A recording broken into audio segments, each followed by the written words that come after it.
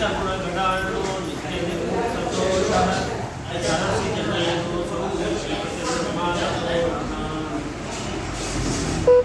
लक्ष्मीरक्षीणदीक्षादीक्षान्तसंवित्नानाम् आनन्द्यादि स्वभक्तिपदकमलकनिष्ठा सन्नतस्य पश्यन्ती सन्ततं सा नवनवसु विशेषोपलम्भेन तत्तत्कार्ये कुतूहलाब्धौ सुमहति गहने गाहनानावतान्नः अभ्रमं भङ्गरहितम् अजडं विमलं सदा आनन्दतीर्थमतुलं भजे तापत्रयावहम् अस्मद्गुरुसमारम्भां टीकाकृत्पादमध्यगां श्रीमदाचार्यपर्यन्तां वन्दे गुरुपरम्पराम् तपो विद्याविरक्त्यादि सद्गुणौघाकरानहं वादिराजगुरुं वन्दे हयग्रीवतयाश्रयामि श्रीगुरुभ्यो नमः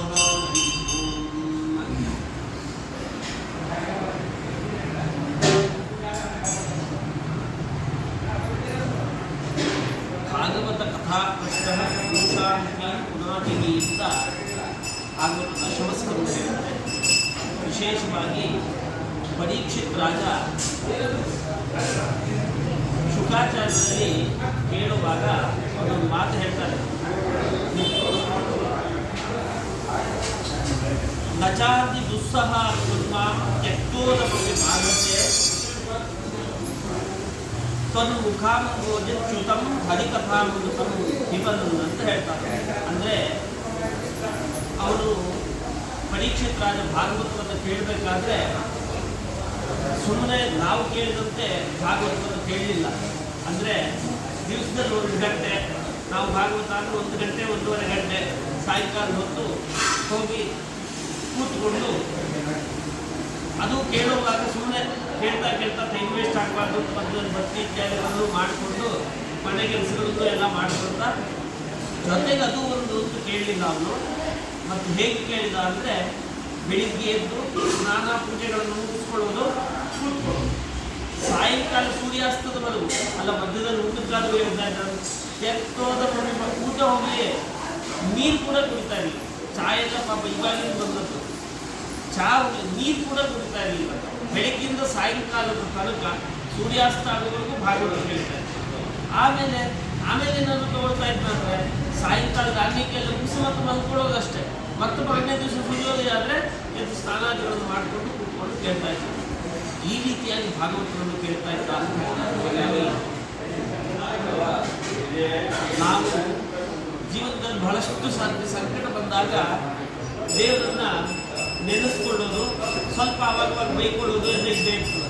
ಯಾಕೆಂದ್ರೆ ನಾವು ಇಷ್ಟೆಲ್ಲ ಮಾಡಿದ್ವಿ ದೇವರು ನಮಗೆ ಕೈ ಹಿಡಿದಿಲ್ಲ. ಯಾವಾಗಲೂ ತುಂಬ ಕಷ್ಟ ಬಂದಾಗ ಅಂದುಕೊಳ್ಳೋದಿಲ್ಲ. ಎಲ್ಲರ ಮುಂದೆ ಹೇಳ್ತಾ ಇರ್ಬೋದು, ಕೆಲವರು ಎಲ್ಲರ ಮುಂದೆ ಹೇಳ್ಬೋದು. ಆದರೆ ಇಷ್ಟೆಲ್ಲ ಮಾಡ್ಕೊಂಡು ದೇವರು ನಮಗೆ ಕೈ ಹಿಡಿದಿಲ್ಲ, ನಮಗೇನೂ ಮಾಡಲಿಲ್ಲ.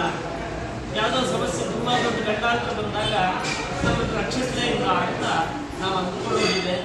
ಆದರೆ ದೇವರು ಹೇಳ್ತಾನೆ, ನನ್ನನ್ನು ನಂಬಿದವರನ್ನು ಕೈ ಬಿಟ್ಟಂತಿಲ್ಲ. ಯಾರೇ ಆಗಲಿ ಕ್ಷೇಮಂ ವಿಧಾಸ್ಯತೆ ಸನೋ ಭಗವಾನ್ ಪ್ರದೀಶಃ.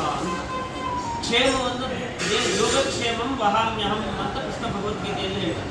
ಏನು ಯೋಗ ಅಂದರೆ ರಾಯರು ಬರೀತಾರೆ, ಅಪ್ರಾಪ್ತಸ್ಯ ಪ್ರಾಪ್ತಿ ಯೋಗ, ಕ್ಷೇಮ ಅಂದರೆ ಪ್ರಾಪ್ತಸ್ಯ ಪರಿರಕ್ಷಣಂ ಕ್ಷೇಮ. ಯಾವುದು ಬಂದಿದೆಯೋ ಅದು ಬರುವಂತೆ ಮಾಡಿಕೊಳ್ಳೋದು, ಮತ್ತು ಯಾವುದು ಬಂದಿದೆಯೋ ಅದು ಭದ್ರವಾಗಿ ನಮ್ಮಲ್ಲಿ ಉಳ್ಕೊಳ್ಳುವಂತೆ ಮಾಡೋದು. ಇದು ಎರಡೂ ನಾನು ಮಾಡ್ತೀನಿ ಅಂತ ದೇವರು ಹೇಳ್ತಾನೆ. ಆದರೆ ನಮಗೆ ಮಾತ್ರ ಕಾಣಿಸ್ತಿಲ್ವಲ್ಲ ಹಾಗೆ ಅಂತ ಮನಸ್ಸಿನಲ್ಲಿ ನಮಗೆ ಕೆಲವು ಸಾಧ್ಯ ಬರೋದಿದೆ. ಆದರೆ ದೇವರು ಹೇಳ್ತಾನೆ, ನಾನು ನೋಡ್ಕೊಳ್ತೀನಿ ಅಂತ ಹೇಳಿದ್ದೀನಿ. ನನ್ನನ್ನು ನಂಬಿದವರು, ಯಾರು ನನ್ನನ್ನು ಅನನ್ಯಾಶ್ಚಿಂತೆಯಂತು ಮಾಂ ಯಜನಾ ಪರ್ಯುಪಾಸತೆ ತೇಷಾಂ ನಿತ್ಯಾಯುಕ್ತಾನಾಂ ಯೋಗಕ್ಷೇಮಂ ವಹಾಮ್ಯಹಂ. ದೇವರು ನಾನು ನೋಡ್ಕೊಳ್ತೀನಿ ಅಂತ ಯಾರನ್ನ ಹೇಳಿದ್ದು ಅಂದರೆ, ಇಲ್ಲಿಯ ತನಕ ಅನನ್ಯವಾಗಿ ಯಾರು ನನ್ನನ್ನು ನಂಬಿದ್ದಾರೋ ಅವರನ್ನು ನೋಡ್ಕೊಳ್ತೀನಿ ಅಂತ ಹೇಳಿದ ದೇವರು. ಹಾಗಾಗಿ ಎಲ್ಲರನ್ನೂ ನೋಡ್ಕೊಳ್ತೀನಿ ಅಂತ ಹೇಳಿದ್ದು. ಮತ್ತೇನು, ನಾನು ನಂಬಿದವರನ್ನ ನೋಡ್ಕೊಳ್ತೀನಿ. ಅದೇ ನಾವು ನಂಬಿದೀವಲ್ಲ, ದಿವಸ ದೇವ್ರ ಪೂಜೆ ಮಾಡ್ತೀವಿ, ಆವಾಗ ಕೂತಾಗ ಪುರುಷೊತ್ತಾದರೆ ರಾಮಕೃಷ್ಣ ಅಂತ ಹೇಳೋದಿದೆ. ನಾವು ಕೂಡ ದೇವ್ರು ನಂಬಿದೀವಲ್ಲ ಅಂದರೆ ದೇವ್ರು ಹೇಳ್ತಾರೆ, ಇದೆಲ್ಲ ನಂಬೋದು ಅಂದರೆ ಇದಲ್ಲ. ಯಾಕೆ ಅಂದರೆ ಯಾರಿಗಾದ್ರೂ ತುಂಬ ದೊಡ್ಡ ರೋಗ ಬಂದಿದೆ ಅಂತ ಅಂದ್ಕೊಂಡು ಅವ್ರು ಏನು ಮಾಡ್ತಾರೆ, ಹೋಗಿ ಡಾಕ್ಟರ್ ಈಗ ಇರೋದ್ರಲ್ಲಿ ಇಂಥ ಆಸ್ಪತ್ರೆ ತುಂಬ ಚೆನ್ನಾಗಿದೆಯಂತೆ, ಆ ಡಾಕ್ಟರ್ ಹತ್ರ ಹೋಗ್ತಾರೆ. ಅಲೋಪತಿ ಡಾಕ್ಟ್ರು ಅವರೊಂದಷ್ಟು ಟೆಸ್ಟ್ ಬರ್ಕೊಡ್ತಾರೆ. ಅದೆಲ್ಲ ಟೆಸ್ಟ್ ಮಾಡಿ ಏನೋ ಒಂದು ಔಷಧಿ ಕೊಡ್ತಾರೆ, ತಗೊಳ್ತಾ ಹೋದ್ವಿ, ಕಡಿಮೆ ಆಗಲಿಲ್ಲ. ಅಷ್ಟರೊಳಗೆ ಮತ್ತೊಬ್ರು ಯಾರೋ ಹೇಳ್ತಾರೆ, ಇದೆಲ್ಲ ಇಲ್ಲೊಬ್ರು ಆಯುರ್ವೇದ ಡಾಕ್ಟರ್ ಇರ್ತಾರೆ, ಪಂಡಿತರು, ತುಂಬ ಹಳಬರು, ಬಹಳ ಒಳ್ಳೆ ಔಷಧಿ ಕೊಡ್ತಾರೆ ಅಂತ ಹೇಳ್ತಾರೆ. ಸರಿ, ನಾವೇನು ಮಾಡ್ತೀವಿ, ಇದ್ರ ಜೊತೆ ಅದನ್ನು ತಗೊಳ್ಳೋಣ ಅಂತ ಅಲ್ಲಿಗೂ ಹೋಗ್ತೀವಲ್ಲ. ತುಂಬ ದೊಡ್ಡ ರೋಗ ಬಂದಾಗ ಹೆಂಗಾದ್ರೂ ಸರಿ ಪರಿಹಾರ ಆದ್ರೂ ಸಾಕಪ್ಪ ಅಂತ. ಅಷ್ಟರ ಒಳಗಡೆ ಮತ್ತೊಬ್ರು ಯಾರು ಹೇಳ್ತಾರೆ, ಇದೆಲ್ಲ ನಾಟಿ ವೈದ್ಯರೊಬ್ರು ಇದ್ದಾರೆ, ಅವ್ರ ಹತ್ರ ಔಷಧಿ ತಗೊಂಡ್ರೆ ಗುಣ ಆಗೋಗುತ್ತೆ. ಅಲ್ಲ, ಎರಡೆರಡು ಔಷಧಿ ತಗೊಳ್ತಾ ಇದೀವಲ್ಲ ಈಗಾಗಲೇ, ಅವ್ರದ್ದು ಪರವಾಗಿಲ್ಲ, ಔಷಧಿ ಅಂದರೆ ಅದು ಆಹಾರ ಇದ್ದಂಗೆ ತಗೊಂಡ್ಬಿಡ್ಬೋದು. ಅವ್ರ ಹತ್ರನೂ ಹೋಗ್ತೀವಿ. ಹೀಗೆ ಒಬ್ಬೊಬ್ರ ಹತ್ರ ಯಾರ್ಯಾರು ಹೇಳಿದ್ರು ಚೆನ್ನಾಗಿದ್ದಾನೆ ಅಂತ ಯಾರು ಕೇಳಿದ್ರು ಅವ್ರ ಹತ್ರ ಹೋಗ್ತೀವ. ಯಾಕೆ ಹೋಗ್ತೀವಿ? ಅವ್ರ ಮೇಲೆ ಅಪನಂಬಿಕೆಯಿಂದ ಹೋಗ್ತೀವ, ನಂಬಿಕೆಯಿಂದ ಹೋಗ್ತಾ ಇದ್ವಾ? ನಂಬಿಕೆ ಇದೆ, ನಂಬಿಕೆ ಇದ್ದಿದ್ದಕ್ಕೆ ಹೋಗಿದ್ದು. ಯಾರೋ ಹೇಳಿದ್ರು ನನಗೆ ಗುಣ ಆಗ್ಬಿಟ್ಟಿದೆ, ಅದನ್ನು ನನಗೂ ನಂಬಿಕೆ ಬಂತು, ಅವ್ರ ಹತ್ರ ಹೋಗ್ತೀವಿ. ಅಂದರೆ ನಿಜವಾಗಿ ವಿಚಾರ ಮಾಡಿ ನೋಡ್ರಿ, ನಂಬಿಕೆ ಇದೆಯಾ ಇಲ್ವಾ? ಮೊದಲನೇ ಡಾಕ್ಟರ್ ನಂಬಿಕೆ ಇದ್ದಿದ್ರೆ ಎರಡನೇ ಡಾಕ್ಟರ್ ಹತ್ರ ಹೋಗ್ತಾ ಇದ್ವಾ? ಎರಡನೇ ಡಾಕ್ಟರ್ ಹತ್ರ ನಂಬಿಕೆ ಇದ್ದಿದ್ರೆ ಮೂರನೇ ಡಾಕ್ಟರ್ ಹತ್ರ ಹೋಗ್ತಾ ಇದ್ವಾ? ಯಾಕೆ ಹೋಗ್ತಾ ಇದ್ದೀವಿ ಅಂದರೆ ನಂಬಿಕೆ ಇದೆ, ಅದ್ರ ಜೊತೆಗೆ ಒಂದು ಸ್ವಲ್ಪ ಅಪನಂಬಿಕೆ ಇದೆ. ಆಗುತ್ತೋ ಇಲ್ವೋ? ಆಗದೇ ಇದ್ರಿ ಇವ್ರ ಕೈಯಲ್ಲಿ ಆಗದೇ ಇದ್ರೆ ನನ್ನ ಪ್ರಾಣ ಹೋಗ್ಬಿಡುತ್ತಲ್ಲ, ಇನ್ನೊಬ್ಬರ ಕೈಯಲ್ಲಾದ್ರೂ ನನ್ನ ಪ್ರಾಣ ಹೋದ್ರೆ ಉಳಿಲಿ ಅಂತ ಜೊತೆಗೊಂದು ಅಪನಂಬಿಕೆಯೂ ಇದೆ, ನಂಬಿಕೆಯೂ ಇದೆ, ಜೊತೆಗೊಂದು ಅಪನಂಬಿಕೆ ಇದೆ. ಒಂದು ಟೆಸ್ಟ್ ಮಾಡಿ ಪ್ರಯತ್ನ ಮಾಡ್ಬಿಡೋಣ, ಇಲ್ಲೂ ಒಂದು ಅರ್ಜಿ ಹಾಕಿ ನೋಡೋಣ, ಇವಳದ್ದು ಒಂದು ಔಷಧಿ ತಗೊಂಡ್ಬಿಡೋಣ, ಗುಣ ಆದರೆ ಇವ್ರ ಕೈಯಲ್ಲಾಗಲಿ, ಅವ್ರದ್ದು ಒಂದು ಔಷಧಿ ತಗೊಂಡಿರ್ತೀವಿ, ಎಲ್ಲ ಒಂದು ಗುಣ ಆದರೆ ಸಾಕು ಅಂತ ನೋಡ್ತಾ ಇರ್ತೀವಿ. ವಾಸ್ತವಿಕವಾಗಿ ದೇವರು ನಾವು ಇದೇ ತಲುವೆ, ದೇವರನ್ನು ನಾವು ನಂಬಿರೋದು ಇದೇ ತಲುವೆ. ಹೇಗೆ ಅಂದರೆ ಒಂದು ಅರ್ಜಿ ಹಾಕ್ಬಿಡೋಣ ದೇವ್ರ ಹತ್ರ. ನೀನು ಅರ್ಜಿ ಹಾಕಲಿಲ್ಲ ಹಾಗಾಗಿ ನಾನು ಮಾಡಲಿಲ್ಲ ಅಂತ ದೇವ್ರು ಅನ್ಬಾರ್ದು. ದಿವಸ ದೇವ್ರ ಮುಂದೊಂದು ದೀಪ ಹಚ್ಚಬೇಕು. ಅದು ಏನು, ಗಂಡಸರು ಎಣ್ಣೆ ಹಾಕಿ ಬತ್ತಿ ತೋರಿಸಿ ದೀಪ ಇಟ್ಟು ದೀಪ ಹಚ್ತಾರೆ. ಹೆಂಡತಿ ಎಲ್ಲ ರೆಡಿ ಮಾಡಿ ಇಟ್ಟಿರ್ತಾಳೆ, ಹೆಂಗೂ ರೆಡಿ ಮಾಡಿ ಇಟ್ಟಿರ್ತಾಳೆ, ಒಂದು ಹಚ್ಚಿಟ್ಬಿಟ್ಟು ಅದಕ್ಕೂ 3 ಸರ್ತಿ ಹೇಳಿರ್ಬೇಕಾಗಿ, ಏನ್ರೇ ದೀಪ ಹಚ್ಚಿಲ್ಲ, ಏನ್ರೇ ದೀಪ ಹಚ್ಚಿಲ್ಲ, 3 ಸರ್ತಿ ಕೇಳಿಸ್ಕೊಂಡು ದೀಪ ಹಚ್ಚಿ ಕೈ ಮುಗಿದ್ಬಿಟ್ರೆ ಅಕಸ್ಮಾತ್ ಅವನು ರಕ್ಷಣೆ ಮಾಡಿದ್ರೆ ಮಾಡಿಬಿಡ್ಲಿ ಅಂತ ಒಂದು ಅರ್ಜಿ ಹಾಕ್ತಾ ಇದೀವಿ. ಹೊರತಾಗಿ ಆಯುರ್ವೇದ ಡಾಕ್ಟ್ರು ನಾಟಿ ಡಾಕ್ಟ್ರು ನಂಬಿದಂತೆ ದೇವರನ್ನೂ ನಂಬ್ತಾ ಇದ್ದೀವಿ, ಜೊತೆಗೆ ಇದು ಒಂದು ಇರಲಿ ಅಂತ ಅಷ್ಟೇ, ಹೊರತಾಗಿ ಪೂರ್ಣವಾಗಿ ನಂಬಲಿಲ್ಲ. ದೇವರು ಹೇಳ್ತಾರೆ, ಅನನ್ಯಾಶ್ಚಿಂತಯಂತೋಮ, ಅನನ್ಯವಾಗಿ ನಂಬಲಿ. ಇನ್ನು ಯಾರೂ ಇಲ್ಲ, ನನಗೆ ಕಾಲು ಹಿಡಿದ್ರೆ ನಿನ್ನ ಕಾಲು ಹಿಡಿತೀನಿ, ನೀನು ಕೈ ಹಿಡಿಲಿಲ್ಲ ಅಂದರೆ ಮುಗಿದೋಯ್ತು, ನೀರಲ್ಲಿ ಮುಳುಗ್ತೀನಿ ಅಷ್ಟೇ. ಆದರೆ ಬೇರೆ ಯಾರನ್ನು ನಂಬೋಲ್ಲ ಅಂತ ನಂಬಿದ್ರೆ ಮಾತ್ರ ದೇವರು ಓಡಿ ಬರ್ತಾರೆ. ಗಜೇಂದ್ರನಿಗೆ ಯಾಕೆ ಓಡಿ ಬಂದ? ಎಲ್ಲೋ ಸರೋವರ, ಯಾವುದೋ ಒಂದು ಸರೋವರದ ಮೂಲೆಯಲ್ಲಿ ಒಂದು ಮೊಸಳೆ ಒಂದು ಆನೆ ಹಿಡಿದ್ರೆ ಜಗತ್ತಲ್ಲಿ ಎಷ್ಟಾಗ್ತಾ ಇಲ್ಲ ನಿಂತವು, ಎಷ್ಟು ಪ್ರಾಣಿ ಎಷ್ಟು ಪಕ್ಷಿ ಸಾಯ್ತಾ ಇಲ್ಲ ಜಗತ್ತಿನಲ್ಲಿ ನೋಡಿದೀವ ನಾವು. ಎಲ್ಲ ಕಡೆ ಕಾಡಿದೆ, ಕಾಡಿದ್ದಲ್ಲೆಲ್ಲ ನದಿ ಇದೆ, ನದಿದ್ದಲ್ಲೆಲ್ಲ ಮೊಸಳೆ ಇದೆ. ಮೊಸಳೆ ಇನ್ನೊಂದು ಪ್ರಾಣಿ ತಿಂದೇ ಬದುಕಬೇಕು. ಆದರೆ ದೇವ್ರು ಮಾತ್ರ ಮತ್ತೊಂದು ಬರಲಿಲ್ಲ, ಗಜೇಂದ್ರನಿಗೆ ಮಾತ್ರ ಓಡಿ ಬಂದ. ಯಾಕೆ ಅಂದರೆ ಗಜೇಂದ್ರ ಕರ್ದದ್ದು ಹಾಕಂದ ನಾರಾಯಣ ಅಖಿಲ ಗುರು ಭಗವನ್ ನಮಸ್ತೆ ಅದು ಹೇಳಬೇಕಾದ್ರೆ ಅಖಿಲ ಗುರು ಅಂತ ಅಂದರೆ ಸ್ವಾಮಿ ಎಲ್ಲ ಪ್ರಯತ್ನ ಮಾಡಿ ಸೋತು ಬಿಟ್ಟಿದ್ದೀನಿ, ಹೆಂಡತಿ ಮಕ್ಕಳು ನನ್ನ ಕುಟುಂಬ ನನ್ನ ಬಂಧುಗಳು, ನಾನು ಯಾರಿಗೂ ಉಪಕಾರ ಮಾಡಿದ್ದೀನಿ, ಕಷ್ಟ ಬಂದಾಗ ಅವರು ಉಪಕಾರ ಮಾಡ್ತಾರೆ, ಇವೆಲ್ಲ ನಂಬಿದ್ದೆಲ್ಲ ಕೈ ಬಿಟ್ಟು ಹೋಯ್ತು. ಇನ್ನು ಅಕಸ್ಮಾತ್ ರಕ್ಷಿಸೋದು ಅಂತಿದ್ರೆ ನೀನು ಮಾತ್ರ ಅಂತ ನಂಬಿಕೆ ಬಂತು. ಅದಕ್ಕೋಸ್ಕರ ದೇವರ ಹೆಸರು ಹೇಳಿ ಒಂದು ಹೂ ಏರ್ತೀವಿ, ಇದ್ದಲ್ಲೇ ಅವನೇನು ಶಾಲಿಗ್ರಾಮ ತಗೊಂಡ್ಬಂದು ಎದುರುಗಡೆ ಇಟ್ಟು ಪಂಚಾಮೃತ ಅಭಿಷೇಕ ಮಾಡಿ ಹೂ ಏರಿಸಿದ್ದ, ಇದ್ದಲ್ಲೇ ಒಂದು ಹೂವನ್ನು ಕಿತ್ಕೊಂಡು ದೇವರನ್ನು ನಿನಗರ್ಪಿಸ್ತಾ ಇದ್ದೇನೆ ಅಂತ ಬಿಸಾಕಿದ. ದೇವ್ರ ತಕ್ಷಣ ಹೋಗಿದ್ದಾರೆ. ಯಾಕೆಂದ್ರೆ ಅನನ್ಯಾಶ್ಚಿಂತಯಂತೋಮ, ಅನನ್ಯವಾಗಿ ನಂಬಿದ. ರುಕ್ಮಿಣಿ ಪತ್ರ ಬರೆದು ಕಳಿಸಿದ್ಲು, ದೇವರೇ ನಿನ್ನನ್ನು ಮದುವೆ ಮಾಡಿಕೊಳ್ತೀನಿ ಬಾ ಅಂತ. ಕೃಷ್ಣ ಎಲ್ಲೋ ಇದ್ದು ರಥ ಏರಿ ಓಡಿ ಬಂದ. ತಕ್ಷಣ ಯಾಕೆ ಓಡಿ ಬಂದ? ಏನೊಂದು ಹೆಣ್ಣುಮಗಳು ಪತ್ರ ಬರೆದಿದ್ದಾಳೆ ಅಂತ ಬಂದ. 16,000 ಹೆಣ್ಣಂದ್ರೆ ಅವನಿಗೆ, ಬೇರೆ ಯಾರಾದ್ರೂ ಆದರೆ ಒಂದೊಂದು ಹೆಂಡತಿಗೆ ಮೆತ್ತಗಾಗಿರ್ತಾರೆ, 16,000 ಕಟ್ಕೊಂಡು ಇನ್ನೆಷ್ಟು ಮೆತ್ತಗಾಗಿರ್ಲಿಲ್ಲ. ಆದರೂ ರುಕ್ಮಿಣಿಗೆ ಓಡಿ ಬಂದ. ಅವ ಯಾಕೆ ಓಡಿ ಬಂದ ಅಂತಂದ್ರೆ ಅವ್ಳು ಪತ್ರ ಬರೆದಿದ್ದು ಹಂಗೆ ಬರೆದಿದ್ದು. ಏನಂತ ಬರೆದಿದ್ದು ಅವಳು ಅಂದರೆ ಅವಳು ಹೇಳ್ತಾಳೆ, ಶತಜನ್ಮ ನಿಸ್ಯಾಮ್. ಅವಳು ಕೃಷ್ಣ ನಾನು ಮದುವೆ ಆಗೋದಿದ್ರೆ ನಿನ್ನನ್ನು ಮದುವೆ ಆಗ್ತೀನಿ, ನಮ್ಮ ಅಣ್ಣ ಯಾರಿಗೋ ಕೊಟ್ಟು ಮದುವೆ ಮಾಡಬೇಕು ಅಂತ ಅನ್ಕೊಂಡಿದ್ದಾನೆ. ನೋಡು, ಹೋಮಕ್ಕೆ ಅಂತ ಅನ್ನ ಮಾಡ್ತೀವಲ್ಲ ಅದಕ್ಕೆ ಹವಿಸ್ಸು ಅಂತ ಅರ್ಥ. ದೇವರಿಗೆ ಅಂತ ಅನ್ನ ಮಾಡ್ತೀವಿ ಅದಕ್ಕೆ ನೈವೇದ್ಯ ಅಂತ ಹೆಸರು. ಹೀಗೆ ಒಂದೊಂದು ಯಾವ ಉದ್ದೇಶದಿಂದ ಮಾಡ್ತೇವೆ ಅದಕ್ಕೊಂದು ಹೆಸರು ಬರುತ್ತೆ. ಹಾಗೆ ನಾನಿದ್ದೇನಲ್ಲ ಹವಿಸ್ಸಿದ್ದಂಗೆ, ಮುಟ್ಟಿದ್ರೆ ದೇವರಿಗೆ, ಇಲ್ಲ ಅಂದ್ರೆ ಯಾವ್ದೋ ನಾಯಿ ಬಂದು ಮುಟ್ಲಿಕ್ಕೆ ನಾನು ಬಿಡೋಲ್ಲ. ಅವಳು ಹೇಳಿದ್ದು ಯಾವ್ದಾವ್ದೋ ನಾಯಿಗಳಿಗೆಲ್ಲ ನಾನು ಹೊರಳೊಟ್ಟೋಳಲ್ಲ, ಮದುವೆ ಆಗೋಳಲ್ಲ, ಆದ್ರೆ ನಿನ್ನನ್ನು ಮದುವೆ ಆಗ್ತೀನಿ. ಅಕಸ್ಮಾತ್ ನೀನು ಆಗೋಲ್ಲ ಅಂತ ಹೇಳಿದ್ರೆ, ನನ್ನನ್ನು ಮದುವೆ ಆಗೋಲ್ಲ ಅಂದ್ರೆ ಅವಳು ಹೇಳ್ತಾಳೆ ಈ ಜನ್ಮದಲ್ಲಿ ನಂಗೆ ಮದುವೆ ಇಲ್ಲ ಅಷ್ಟೇ. ಅಲ್ಲಮ್ಮ, ಈ ಜನ್ಮ ಅಲ್ಲ, ಮುಂದಿನ ಜನ್ಮದಲ್ಲೂ ನಿನ್ನನ್ನು ಮದುವೆ ಆಗೋಲ್ಲ ಅಂದ್ರೆ ಮುಂದಿನ ಜನ್ಮದಲ್ಲೂ ಇಲ್ಲ. ಹೀಗೆ ಅವಳು ಹೇಳ್ತಾಳೆ ಶತ ಜನ್ಮ 100 ಜನ್ಮ ಕಳೆದು ಹೋಗ್ಲಿ ನನಗೆ, 101ನೇ ಜನ್ಮದಲ್ಲಿ ನಿನ್ನ ಮದುವೆ ಆಗೋದಿದ್ರೆ ಆ ಜನ್ಮದಲ್ಲಿ ನನಗೆ ಮದುವೆ, ಇಲ್ಲದೆ ಇದ್ರೆ ಮದುವೆನೇ ಇಲ್ಲ ನನಗೆ ಅಂತ ಹೇಳ್ತಾಳೆ. ಹೀಗೆ ಪತ್ರ ಬರೆದು ಕಳಿಸ್ತಾಳೆ. ಅಂದ್ರೆ ಕೃಷ್ಣ ನಂಬಿದ್ದೇನೆ ಅಂದ್ರೆ ನಿನ್ನನ್ನು ಮಾತ್ರ ನಂಬಿದ್ದೇನೆ, ನಿನ್ನನ್ನು ನಂಬಿದ್ದೇನೆ ಅಂತಲ್ಲ, ನಿನ್ನನ್ನು ಮಾತ್ರ ನಂಬಿದ್ದೇನೆ. ಈ ಥರ ಕಳೆದ್ರೆ ತಕ್ಷಣ ಕೃಷ್ಣ ಓಡಿ ಬರ್ತಾನೆ. ಹಾಗಾಗಿ ಮನುಷ್ಯನ ಸ್ವಭಾವವೇ ಹಾಗೆ, ಇನ್ನೊಬ್ಬರ ಬಗ್ಗೆ ಆಕ್ಷೇಪ ಮಾಡ್ತಾ ಇರ್ತಾನೆ. ನನ್ನಲ್ಲಿ ಏನು ಬದಲಾವಣೆ ಆಗಬೇಕು ಅನ್ನುವಂಥದ್ದು ಮಾತ್ರ ನೋಡೋಲ್ಲ. ದೇವ್ರು ಬರ್ತಾ ಇಲ್ಲ, ಅಯ್ಯೋ ಅದ್ಯಾವ ದೇವರು, ಸುಮ್ಮನೆ ಕಲ್ಲಿಟ್ಕೊಂಡು ಪೂಜೆ ಮಾಡ್ತಾ ಇದ್ದೀರಿ, ನಾವು ಏನು ಕೇಳಿದ್ರು ಕೇಳಿಸ್ಕೊಳ್ಳೋದೇ ಇಲ್ಲ. ದೇವ್ರ ಮೇಲೆ ಆಕ್ಷೇಪ ಮಾಡೋದಲ್ಲ, ನನ್ನಲ್ಲಿ ಏನು ಸುಧಾರಣೆ ಆಗಬೇಕು ಅನ್ನುವಂಥದ್ದನ್ನು ಮನುಷ್ಯರು ನೋಡಬೇಕು. ತನ್ನಲ್ಲಿ ಬದಲಾವಣೆ ಆದರೆ ಮಾತ್ರ ಎಲ್ಲ ಬದಲಾವಣೆಗಳಿಗೂ ಕೂಡ ನಾಂದಿ ಅಂತ ಅನಿಸ್ಕೊಳ್ಳುತ್ತೆ. ಯಾರೋ ಒಬ್ರು ರಿಟೈರ್ಡ್ ಮಾಸ್ಟರ್ ಇದ್ರು, ವಯಸ್ಸಾಗಿತ್ತು, ಪಾಪ ಮನೇಲಿ ಗಂಡ ಹೆಂಡತಿ ಇಬ್ಬರೇ.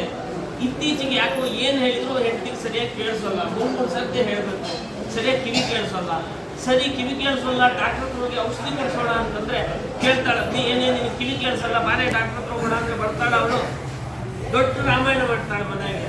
ಸರಿ ಆಗೋಲ್ಲ ಹೋಗಲ್ಲ ಇದು ಅಂದ್ಬಿಟ್ಟು ಅವ್ರು ಏನು ಮಾಡ್ತಾ ಆ ಮಾಸ್ಟರ್ಗೆ ಒಬ್ಬರು ಪರಿಚಯದ ಡಾಕ್ಟರ್ ಇದ್ರು, ಅವ್ರ ಕೈಯಲ್ಲೇ ಓದಿ ಡಾಕ್ಟರ್ ಆಗಿದ್ದಾವೆ. ಹಾಗಾಗಿ ಅವ್ರ ಹತ್ರ ಹೋಗಿ ನೋಡೋ, ನನ್ನ ಹೆಂಡತಿಗೆ ಇತ್ತೀಚೆಗೆ ಕಿವಿ ಕೇಳಿಸಲ್ಲ ಸರಿಯಾಗಿ, ಒಂದು ಏನಾದರೂ ಔಷಧಿ ಕೊಡೋದು ತಿನ್ನಿಸ್ಬಿಡ್ತೀನಿ. ಅದಕ್ಕೆ ಅವ್ರು ಹೇಳಿದ್ರು ಡಾಕ್ಟ್ರು, ಇಲ್ಲ ಹಾಗೆಲ್ಲ ಆಗಲ್ಲ ಮಾಸ್ಟ್ರೆ, ನೀವು ಹೇಳಿದ್ರಿ ಅಂತ ಔಷಧಿ ಬೇರೆ ಕೊಡ್ತೀನಿ, ಆದರೆ ಎಷ್ಟು mg ಕೊಡಬೇಕು ಅನ್ನೋದನ್ನು ನೋಡ್ಕೊಂಡು ಕೊಡಬೇಕು, ಎಷ್ಟು ಸ್ಟ್ರಾಂಗ್ ಆಗಿ ಕೊಡಬೇಕು ಅಂದರೆ ಸಮಸ್ಯೆ ಎಷ್ಟಿದೆ ನೋಡ್ಕೊಂಡು ಕೊಡಬೇಕಾಗತ್ತೆ. ಒಂದು ಕೆಲಸ ಮಾಡಿ ಕರ್ಕೊಂಬಂದ್ಬಿಡಿ, ಅವ್ರನ್ನ ಅಯ್ಯೋ ಕರ್ಕೊಂಬರ್ಲಿಕ್ಕಾಗಲ್ಲ, ಹಾಗೆ ಏನಾದರೂ ಕೊಡು. ಅವ್ರು ಹೇಳಿದ್ರು ಮಾಸ್ಟರ್ ಒಂದು ಕೆಲಸ ಮಾಡಿ, ನೀವೇ ಟೆಸ್ಟ್ ಮಾಡಿಬಿಟ್ಟು ನನಗೆ ಹೇಳಿ, ನಾನು ಔಷಧಿ ಕೊಟ್ಟು ಕಳಿಸ್ತೇನೆ. ಆಯ್ತು, ಏನು ಮಾಡಬೇಕು?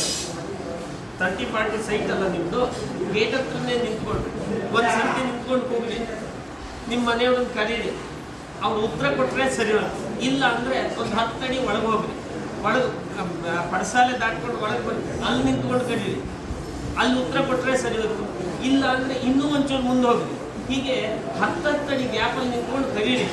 ಮಾತಾಡಿ ಯಾವಾಗ ಉತ್ತರ ಕೊಡ್ತಾರಲ್ಲ ಆವಾಗ ಗೊತ್ತಾಗ್ತದೆ ನಮ್ಗೆ ಇದು 10 ಅಡಿ ಕೇಸ, 20 ಅಡಿ ಕೇಸ, 30 ಅಡಿ ಕೇಸ, ಅದಕ್ಕೆ ತಕ್ಕಂಥ ಔಷಧಿ ಕೊಡ್ತೀನಿ, ನೀವೊಂದು ಟೆಸ್ಟ್ ಮಾಡ್ಕೊಂಬಂದ್ರಿ ಅಂತ. ಮಾಸ್ಟರ್ ಸರಿ ಇಲ್ಲ, ಮನೆಗೆ ಹೋಗಿ ಗೇಟ್ ಹತ್ರನೇ ನಿಂತ್ಕೊಂಡು ಕೂಗಿದ್ರು, ಏನು ಮಾಡ್ತಾ ಇದ್ದೀಯ ಅಂತ ಕೂಗಿದ್ರು. ಉತ್ತರ ಬರಲಿಲ್ಲ. ಅವ್ರಂದ್ರು, ಓ ಇದು 40 ಅಲ್ಲ, ಇನ್ನೂ ಹತ್ತಿರ ಹೋಗ್ಬೇಕಂದ್ರೆ ನೋಡೋಣ ಅಂತ ಇನ್ನೊಂದು ಸ್ವಲ್ಪ ಹತ್ತಿರ ಹೋಗಿ ಏನು ಮಾಡಿದ್ದೆ ಅಡುಗೆ, ಬಿಸಿಲು ಏರ್ತಾ ಇದೆ, ಹಸಿವಾಗ್ತಾ ಇದೆ, ಏನು ಮಾಡಿದ್ದೆ ಅಂದ್ರೆ ಉತ್ತರ ಕೊಡಲೇ ಇಲ್ಲ. ಅವ್ರಂದ್ರು, ಓ ಇದು 30 ಅಡಿಗೆ ಇನ್ನೂ 10 ಅಡಿ ಮುಂದೆ ಹೋದ್ರು, ಮತ್ತೆ ಕಳೆದ್ರು, ಮತ್ತೆ ಉತ್ತರ ಇಲ್ಲ. ಪೂರ ಅಡುಗೆ ಮನೆ ಹತ್ರ ಹೋಗಿ ನಿಂತ್ಕೊಂಡು ಕೂಗಿದ್ರು, ಏನು ಮಾಡಿದ್ದೆ ಅಡುಗೆ ಅಂತ ಕೂಗಿದ್ರೆ ಹೆಂಡತಿ ಹೇಳಿದ್ರು, ಯಾಕ್ರಿ ಬಡ್ಕೊಳ್ತಾ 3 ಸರ್ತಿಯಿಂದ ಉತ್ತರ ಕೊಡ್ತಾ ಇದ್ದೀನಿ, ಅನ್ನ ಬುದ್ಧಿ ಪಲ್ಯ ಮಾಡಿದ್ದೀನಿ, ಕೇಳಿಸ್ಕೊಳ್ಳೋದೇ ಇಲ್ವಲ್ಲ. ಆವಾಗ ಗೊತ್ತಾಯ್ತು ಸಮಸ್ಯೆ ಇರೋದು ಆಕಿಗಲ್ಲ, ಈತಗೆ. ಕಿವಿ ಕೇಳಿಸ್ತಾ ಇಲ್ಲ, ಯಾರಿಗೇನು ಮಾಸ್ಟರ್ ಕಿವಿ ಕೇಳಿಸ್ತಾ ಇಲ್ಲ. ಅವ್ರು ಅಂದ್ಕೊಂಡಿದ್ದಾರೆ ಹೆಂಡತಿ ಕಿವಿ ಕೇಳಲ್ಲ, ಅವಳಿಗೆ ಔಷಧಿ ಕೊಡೋದಲ್ಲ, ಈತ ಔಷಧಿ ತಗೊಂಡ್ಬೇಕು. ಹಾಗೆ ಜಗತ್ತಿನ ಸಮಸ್ಯೆ ಹಿಂಗಿರ್ತದೆ. ಎಲ್ಲರ ಮನೆಯಲ್ಲೂ ಇದೇ ಸಮಸ್ಯೆ. ನಾನು ಸರಿ ಇದ್ದೀನಿ, ನನ್ನ ಹೆಂಡತಿ ಸರಿ ಇಲ್ಲ, ನನ್ನ ಮಕ್ಕಳು ಸರಿ ಇಲ್ಲ, ನಮ್ಮ ಮಾಸ್ಟರ್ ಸರಿ ಇಲ್ಲ, ನಮ್ಮ ಡಾಕ್ಟರ್ ಸರಿ ಇಲ್ಲ, ನಮ್ಮ ಮ್ಯಾನೇಜರ್ ಸರಿ ಇಲ್ಲ, ಎಲ್ಲ ಅವ್ರು ಸರಿ ಇಲ್ಲ, ಇವ್ರು ಸರಿ ಇಲ್ಲ. ನಿಜವಾಗಿಯೂ ಸರಿ ಇಲ್ಲ ಯಾರು? ನಾನು ಸರಿ ಇಲ್ಲ. ರಿಪೇರಿ ಆಗಬೇಕಾದ್ರೆ ನನಗೆ. ಹಾಗಾಗಿ ನನ್ನಲ್ಲಿ ರಿಪೇರಿ ಆಗಿಬಿಟ್ರೆ ಉಳಿದವರೆಲ್ಲ ಸರಿಯಾಗೇ ಇರ್ತಾರೆ. ಜೀವನದಲ್ಲಿ ಸುಧಾರಣೆ ಆಗಬೇಕಾದ್ದು ನನ್ನಿಂದ ಸುಧಾರಣೆ ಆಗಬೇಕು. ನಾವೆಲ್ಲ ಆಕ್ಷೇಪ ಮಾಡ್ತೀವಿ, ಅಯ್ಯೋ ದೇವ್ರು ನಮಗೆ ಮಾತ್ರ ಏನೂ ಮಾಡಲಿಲ್ಲ, ನಾವೆಲ್ಲ ಮಾಡಿದ್ವಿ, ನಮಗೆ ಅನ್ಯಾಯನೇ ಮಾಡಿದ. ಇದು ಹೇಳೋಕ್ಕಿಂತ ಮುಂಚಿತವಾಗಿ ನಾವೆಷ್ಟು ದೇವರಿಗೆ ಹತ್ತಿರ ಆಗಿರ್ತೀವಿ ಅನ್ನುವಂಥದ್ದನ್ನು ವಿಚಾರ ಮಾಡಬೇಕು. ಸಮಸ್ಯೆ ಇರೋದು ನಮ್ಮಲ್ಲಿ, ಎದುರುಗಡೆ ಅಲ್ಲ. ದೇವರು ಪಾಪ ನಾವು 1 ಹೆಜ್ಜೆ ಹೋದ್ರೆ ಸಾಕಮ್ಮ, 10 ಹೆಜ್ಜೆ ಓಡಿ ಬರ್ತಾ ಇದ್ದಾನೆ. 1 ಹೆಜ್ಜೆ ಹೋಗ್ಲಿಕ್ಕೂ ನಾವು ತಯಾರಿಲ್ಲ. ನಾವು ಏನು ಮಾಡ್ತಾ ಇದ್ದೀವೋ ಇದೇ ದೊಡ್ಡದು ಅಂತ ಕೂತ್ಬಿಡ್ತೀವಿ. ಒಂದು ಸರ್ತಿ ವಿಚಾರ ಮಾಡಿದ್ವಿ, ನಮ್ಮ ಅಪ್ಪ ನಮ್ಮ ತಾತನ ಕಾಲದಲ್ಲಿ ಎಷ್ಟು ಭಕ್ತಿ ಮಾಡ್ತಾ ಇದ್ರು, ಎಷ್ಟು ಶ್ರದ್ಧೆ ಮಾಡ್ತಾ ಇದ್ರು, ಎಷ್ಟು ಶ್ರಮ ಪಡ್ತಾ ಇದ್ರು, ನಾವೇನು ಮಾಡ್ತಾ ಇದ್ವಿ. ನಮ್ಮ ಅಜ್ಜಿ ನಮ್ಮ ತಾತ ಅವ್ರ ಕಾಲದಲ್ಲಿ ಎಷ್ಟು ಮಡಿ ಮಾಡ್ತಾ ಇದ್ರು, ದೇವ್ರು ದಿಂಡ್ರು ಅಂದ್ಕೊಂಡೆ ದಿನಪೂರ್ತಿ ಕೂತಿರ್ತಾ ಇದ್ರು. ನಾವು ಎಲ್ಲ ಬಿಟ್ಟು ಒಂದು 10 ನಿಮಿಷ ಅವ ಪೊಲೀಸ್ ಇನ್ಸ್ಪೆಕ್ಟರ್ ಕಂಡ ತಕ್ಷಣ ಸೆಲ್ಯೂಟ್ ಹೊಡಿತಾನಲ್ಲ, ಹಾಗೆ ನಾವು ದೇವ್ರ ಕಂಡ ತಕ್ಷಣ ಒಂದು ನಮಸ್ಕಾರ ಮಾಡ್ತಾ ಇದೀವಿ ಅಷ್ಟೇ. ಎಲ್ಲಿ ದೇವ್ರನ್ನ ನೆನೆಸ್ಕೊಂಡು ಕೂತಿದ್ದೀವಿ. ಹಾಗಾಗಿ ನಾವು ಸ್ವಲ್ಪ ದೇವರಿಗೆ ಹತ್ರ ಆಗೋದನ್ನು ಕಲಿಬೇಕಷ್ಟೇ ಹೊರತಾಗಿ ದೇವರು ತಯಾರಾಗೇ ಇದ್ದಾನೆ. ನಾವು ದೂರ ಸರಿತಾ ಇದ್ದೀವಿ, ಅವ ಅನುಗ್ರಹ ಮಾಡೋಲ್ಲ ಅಂತ ಅಂದ್ಕೊಂಡು ಕೂತಿದ್ದೀವಿ ಅಂತ ಅಂದ್ಕೊಂಡ್ಬಿಟ್ರೆ ಆವಾಗ ನಮ್ಮ ಜೀವನದಲ್ಲಿ ಸುಧಾರಣೆ ಆಗುತ್ತೆ. ಹಾಗಾಗಿ ಎಲ್ಲದಕ್ಕೂ ಒಂದು ಸಮಯ ಅಂತಿರುತ್ತೆ, ಒಂದೊಂದಕ್ಕೆ ಒಂದೊಂದು ಸಮಯ. ಇದು ಊಟದ ಸಮಯ. ಈ ಸಂದರ್ಭದಲ್ಲಿ ಉಪನ್ಯಾಸ ಮಾಡೋದಲ್ಲ, ಬಂದಿದ್ದೀರಿ 2 ಮಾತು ಹೇಳ್ಬಿಟ್ಟೆ ಹೋಗ್ಬೇಕು ಅಂತ ಅರುಣಾಚಾರ್ಯರು. ಹಾಗಾಗಿ ಸುಮ್ಮನೆ ಸನ್ನಿಧಾನ ಭಾಳ ದೊಡ್ಡದು, ಜಮಖಂಡಿ ಆಚಾರ್ಯ ಭಾಳ ದೊಡ್ಡ ತಪಸ್ವಿಗಳು, ಅವ್ರ ಕ್ಷೇತ್ರ ಇದು. ಈ ಸನ್ನಿಧಾನದಲ್ಲಿ ಸುಮ್ಮನೆ 1-2 ಭಾಗವತದ್ದು ಏನೋ ಒಂಚೂರು ಹೇಳಿದರೆ ಆ ಭಗವಂತನಿಗೆ ತಲುಪುತ್ತೆ ಅನ್ನೋ ಉದ್ದೇಶದಿಂದ ಹೇಳಿದ್ದೀನಿ. ದೇವ್ರ ಪ್ರೀತನಾಗಿ